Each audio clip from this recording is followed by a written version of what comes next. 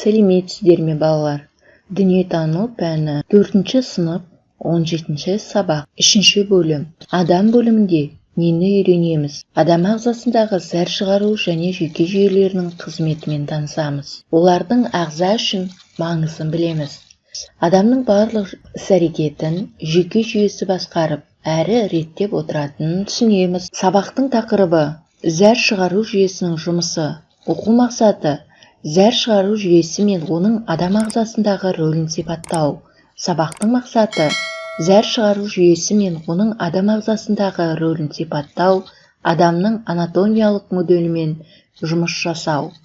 Бағалау критерийі зәр шығару жүйесінің мүшелерін атайды, адам ағзасы үшін зәр шығару жүйесінің рөлін түсіндіреді. Пиктограмманы зерделе. Адам ағзасының ішкі мүшелерін ата. Оларды қандай жүйелерге біріктіруге болады? Қай мүшелер енбей қалды?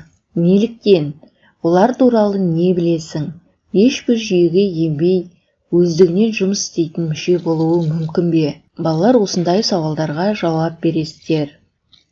Адам ағзасындағы мүшелер: құлақ, бүйрек, ішек, қуық, бауыр, ми, жүрек. Зәр шығару жүйесі. Суретте қандай мүшелер көрсетілген? Олар қандай қызмет атқарады? Адам ағзасындағы артық су мен заттар қайда шығарылады? Адам ағзасындағы тамақ қорытылып, артық су, зиянды заттар үнемі сыртқа шығарылып отырады. Бұл жұмысты зәр шығару жүйесі реттейді. Бүйрек үрме бұршаққа ұқсас жұп мүше. Оның негізгі қызметі қанды, зиянды заттарды тазартып, зәр түзу. Сыртқы жағы дөңес, ішкі жағы ойыс болып келеді. Бүйректің ойыс жағында несепағар орналасады. Несепағар түтікше тәрізді мүше. Бүйректе түзілген зәр осы несепағар арқылы қуыққа өтеді. Қуық іші қуыс бұлшық етті мүше. Қуықта зәр уақытша жиналады, кейін несеп өсегі арқылы сыртқа шығады. Зәр шығару жүйесі. Экскреторлық жүйе адам мен жануарлар организмінің артық суды, тұздарды, зат алмасудан пайда болған қажетсіз заттарды сыртқа шығаратын органдар. Зәр шығару жүйесі қалай жұмыс жасайды? Бүйректің басты қызметі организмдегі су электролиттік алмасуды реттеу.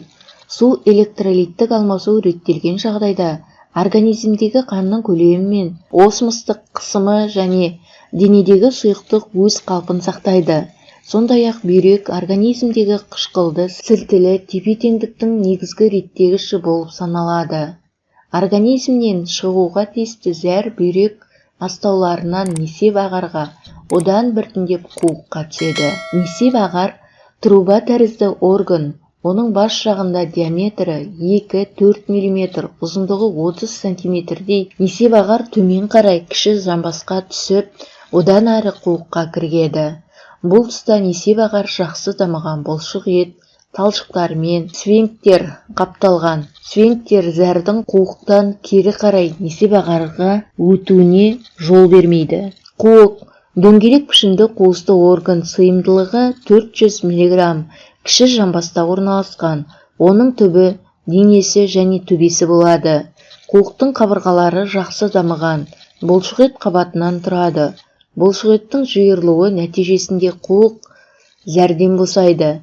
Зәр шығарушы канал несеп түтігі арқылы қуықтағы зәр сыртқа шығарылады. Ағзаны кезексіз заттардан, артық су мен тұздардан тазартуға өкпе, тері және ас қорыту жүйесі де қатысады. Өкпе арқылы көмірқышқыл газ бен бу түріндегі су бөлінеді. Тері арқылы су мен тұздар терімен бірге шығады. Ал тамақтың қалдығы түкшек арқылы шығарылады. Зәр шығару жүйесінің мүшелерінің орналасуын анықта. Бүйрек, қуық, несеп ағар. Дескриптор. Зәр шығару жүйесінің мүшелерін атайды. 1 балл. Атқарылатын қызметтеріне қарай ретін анықтайды. 1 балмен бағаланады. Ағзадан бөлініп шығатын зиянды заттар. Балалар, мына жерде теріден қандай нәрсе бөлініп шығады, өкпеден, ішектерден қандай нәрсе, бүйректен қандай нәрсе бөлініп шығатындарын өздеріңіз жазасыздар. Егер де тапсырманы дұрыс орындаған жағдайда 4 балмен бағаланасыздар. Дұрыс көрсетілген нұсқаны таңда.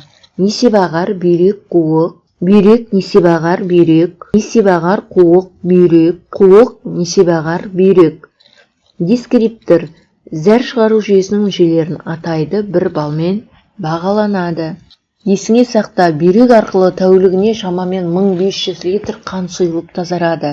Есте сақта, зәр шығару жүйесінің негізгі қызметі қанды тазартып, оның құрамындағы зиянды заттарды сыртқа шығарады. Кері байланыс. Еркін микрофон әдісі арқылы ашық түрде ойын білдіруге болады. Бір сөйлем пікір, екінші сөйлем дәлел, үшінші сөйлем мысал, төртінші сөйлем қорытынды жасайды. Міне балалар, осымен сабағымыз аяқталды. Сау болыңыздар.